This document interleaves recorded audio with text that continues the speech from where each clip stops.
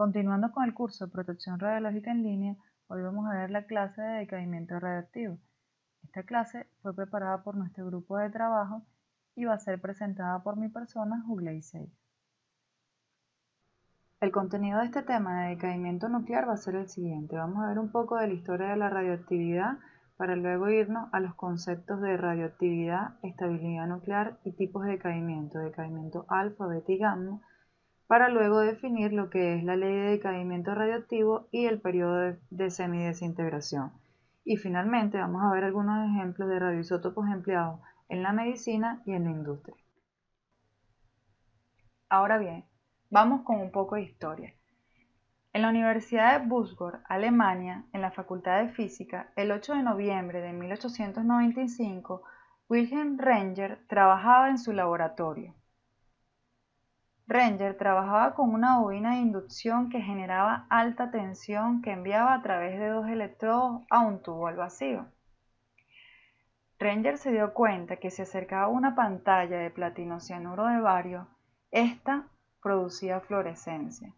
Entonces decidió tapar el tubo con algo oscuro y acercar de nuevo la pantalla, dándose cuenta que ésta seguía produciendo fluorescencia. Finalmente descubrió unos rayos capaces de penetrar materia opaca, incluso capaces de atravesar grandes capas de papel y metales menos densos que el plomo. A estos rayos, como no sabía de dónde eran, decidió llamarlos rayos X. El 22 de diciembre hizo su primera prueba con humanos, pero como Renger no podía manejar al mismo tiempo el carrete, la placa fotográfica de cristal y exponer su propia mano a los rayos, decidió decirle a su esposa que colocara su mano. Al revelar esta imagen, salió la imagen conocida por todos, la imagen histórica para la ciencia. Luego, Renger escribió unas separatas que envió después a varios colegas, adjuntando la primera imagen tomada por rayos X. Henry Becquerel, uno de los miembros de la academia, empezó a interesarse por la relación de los rayos X y la fluorescencia. Becquerel usó todos los materiales fluorescentes disponibles y los envolvió, y vio así cuáles eran capaces de oscurecer un papel fotográfico, y obtuvo su primer resultado positivo con cristales de sulfuro de uranio y potasio. La placa fotográfica se oscureció dibujando su silueta. Él pensaba que los rayos X necesitaban del estímulo de la luz solar para oscurecer la placa, pero cuando se proponía a seguir la investigación, el tiempo cambió y tuvo que guardar los cristales en un lugar oscuro para otro día. El 1 de marzo de 1896, Becquerel reveló la placa y se dio cuenta que no hacía falta la luz solar y descubrió otros tipos de rayos. Rayos de uranio los llamó. No despertaron mucho interés en la sociedad. Una joven científica de París sí mostró interés por estos rayos, Marie Curie, de origen polaca. Estaba casada con el conocido físico Pierre Curie. En 1897 tuvo su primera hija, Irene, pero la maternidad para Marie no fue obstáculo para continuar con sus estudios. Ella quería doctorarse y en esa época ninguna mujer había podido doctorarse en esa especialidad. Por ello, decide investigar sobre los rayos de uranio y tardó pocos días en obtener resultados, descubriendo el torio como otro elemento con radiación. Más tarde, Marie concluyó que la actividad de los compuestos es proporcional al número de uranio o de torio que contenga. Pronto, además descubrió la pechbenda, que tenía una radiación mayor que la que le correspondía por su contenido de uranio. Ella decide fraccionarlo, obteniendo un polvo negro con elevadísima radiación. En honor a su país, a este nuevo elemento decidió llamarlo polonio. el comportamiento de esta sustancia con elevada radiación las llamó radioactivo. Aparte de este, la plasbenda parecía contener otro elemento radioactivo, el radio. En 1899, los esposos investigaron a fondo la plasbenda. Marie se encargó de la separación de los materiales y Pierre de las mediciones. Obviamente a Marie le tocó la parte más peligrosa, pero en esa época no se conocían los efectos de la radiación. En 1902 consiguieron aislar 1/10 de radio puro y obtuvieron así el Premio Nobel de Física, el cual compartieron con Henri Becquerel. En 1911, Marie Curie ganó el Premio Nobel en Química. En 1934 murió Marie y ese mismo año su hija mayor, Irene, junto con su esposo, Jean Joliot, descubrieron que las emisiones de un núcleo atómico podían inducir emisiones radiactivas en otro, descubriendo así la radiactividad artificial. En 1935, Irene y su esposo ganaron el Premio Nobel de Química.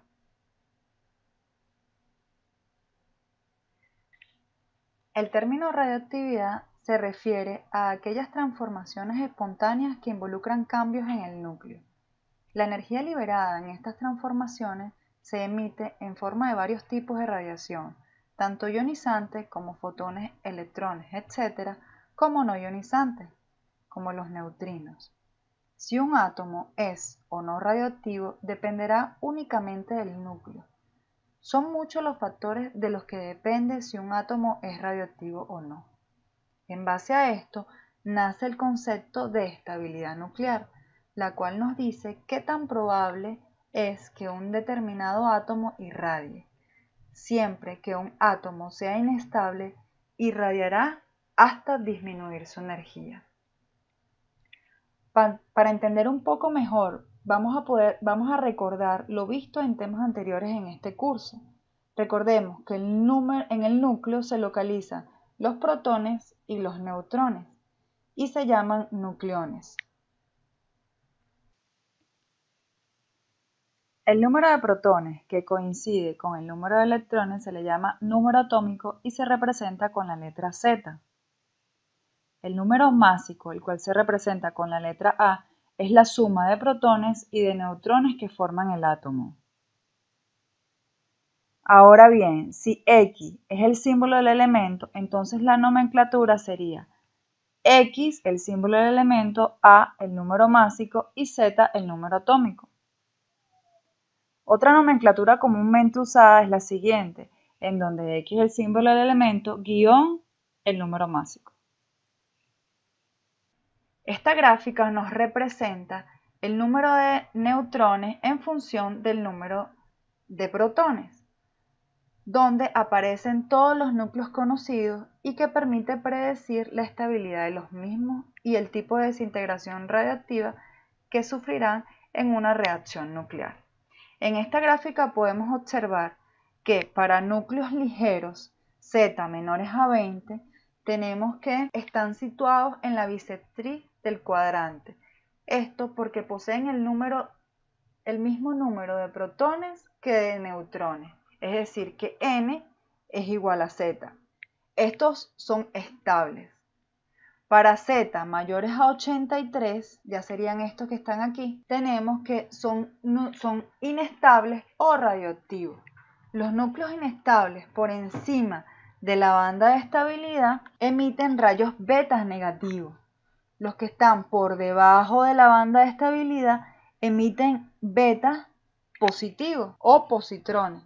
Y los núcleos pesados mayores a 83 por lo general emiten alfa. Tipos de desintegración. Existen diferentes tipos de desintegración radiactiva. Tenemos la radiación alfa, la radiación beta, la radiación gamma y la radiación neutrónica. En la desintegración alfa hay una emisión de un núcleo de helio con carga positiva. Estos son de gran tamaño y escasa velocidad debido a su alta masa y volumen. Además, son pocos penetrantes y solo recorren un par de centímetros en el aire y no pueden atravesar una hoja de papel. Sin embargo, tienen un alto poder de ionización.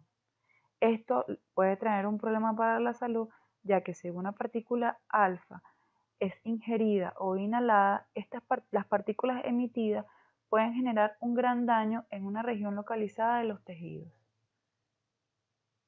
Químicamente podemos expresar la desintegración de la siguiente manera.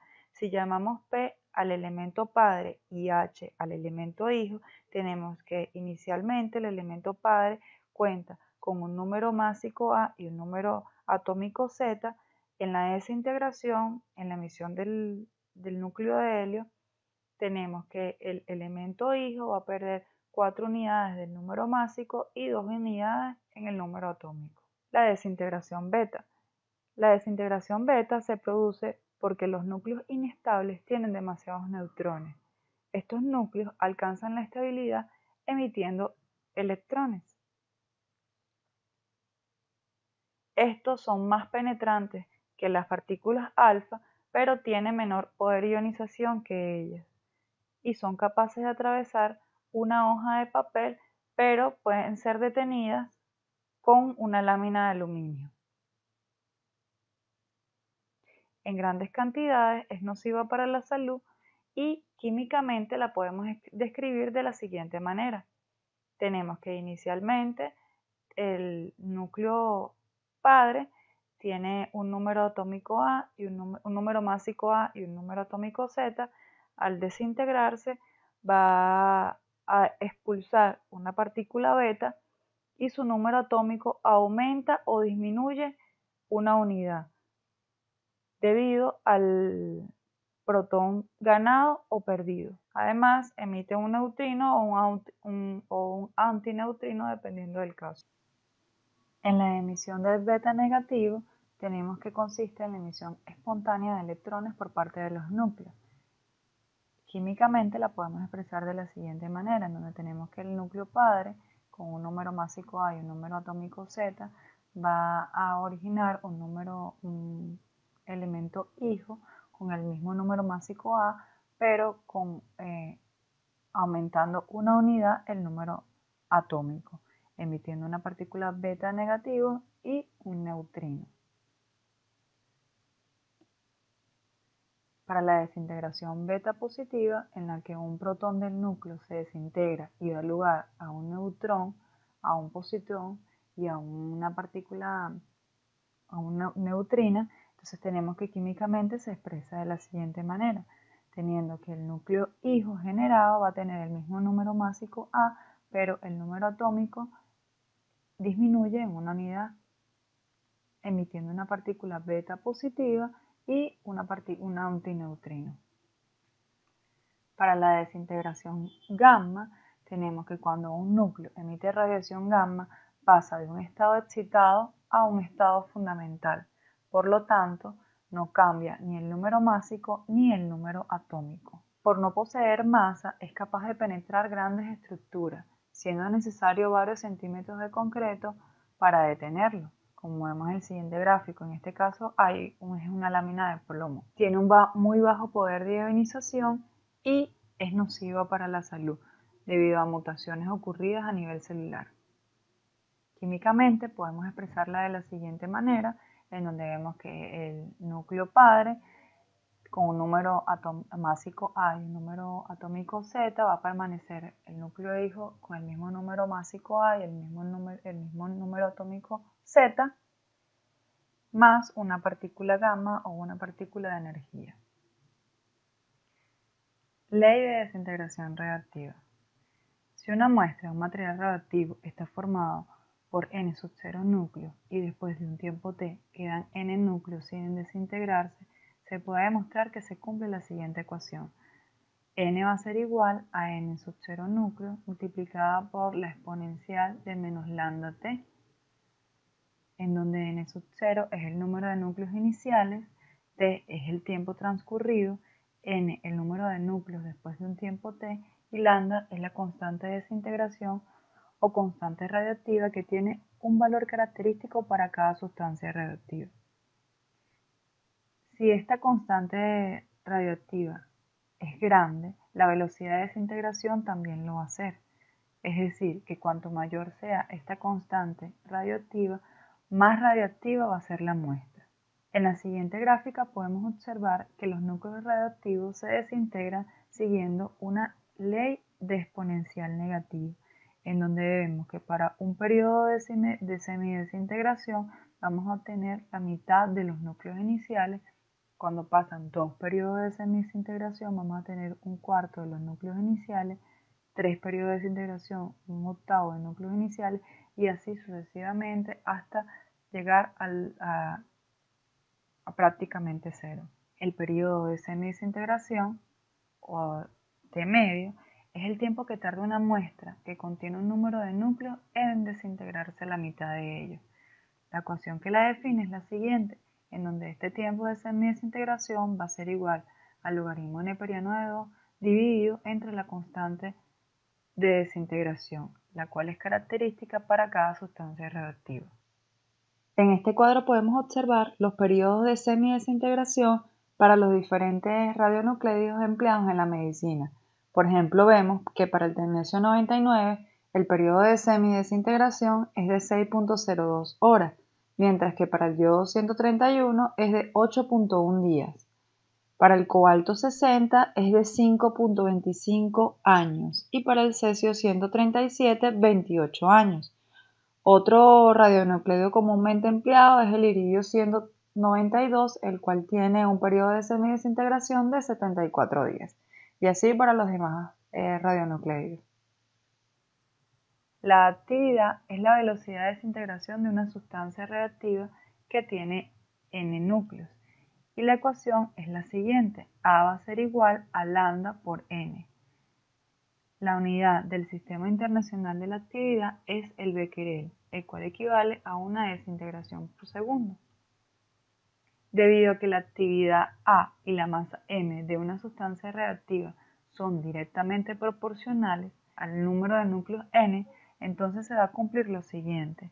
Sustituimos en la ecuación anterior n por a y tenemos que a también cumple con la misma ecuación de exponencial negativa, donde a sub 0 va a ser la actividad inicial y a la actividad al cabo de un tiempo t.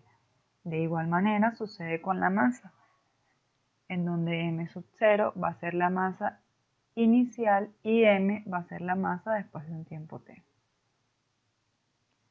Ok, bueno, algunos ejemplos de radioisótopos usados tanto en la medicina como en la industria son los siguientes.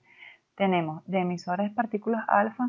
En la industria comúnmente se usa el americio 124 para detectores de humo, usados en hogares y en empresas.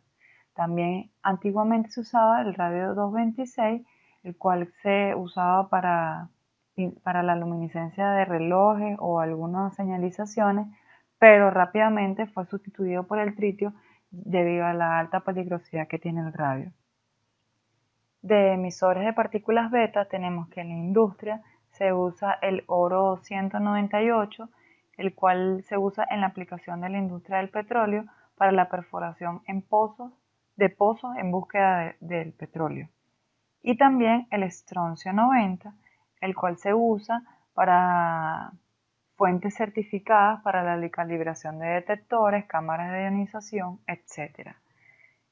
En la medicina tenemos el estroncio 89 y el samario 153, el cual es usado en la radioterapia paliativa para la disminución del dolor ocasionado por metástasis ósea. Además tenemos el conocido flúor 18, el cual se usa para imágenes de tomografía de emisión de positrones o PET empleadas en medicina nuclear. Y el yodo 131, el cual también usamos comúnmente en medicina nuclear, tanto para el tratamiento de cáncer de tiroides como para el diagnóstico. Emisores de rayos gamma tenemos en la industria el cobalto 60, el iridio 192 y el cesio 137, los cuales son usados en radiografía industrial comúnmente. El cobalto 60 también se usa para esterilizar material quirúrgico. En medicina también se usa el cobalto 60 tanto en radioterapia como en braquiterapia. En radioterapia tenemos algunas máquinas de cobalto comúnmente usadas para dar tratamiento y fuentes de braquiterapia. El tecnecio 99, el cual es el radioisótopo más empleado en la medicina nuclear para hacer imágenes diagnósticas, y el iridio 192 y el cesio 137, utilizado como fuentes de braquiterapia, tanto de alta tasa como de mediana y baja tasa. Muchísimas gracias por su atención y los invito a ver el taller diseñado para este tema, en el cual vamos a hacer algunos ejercicios prácticos sobre decaimiento radioactivo, así como también el laboratorio, para así culminar con éxito el cuestionario de este tema.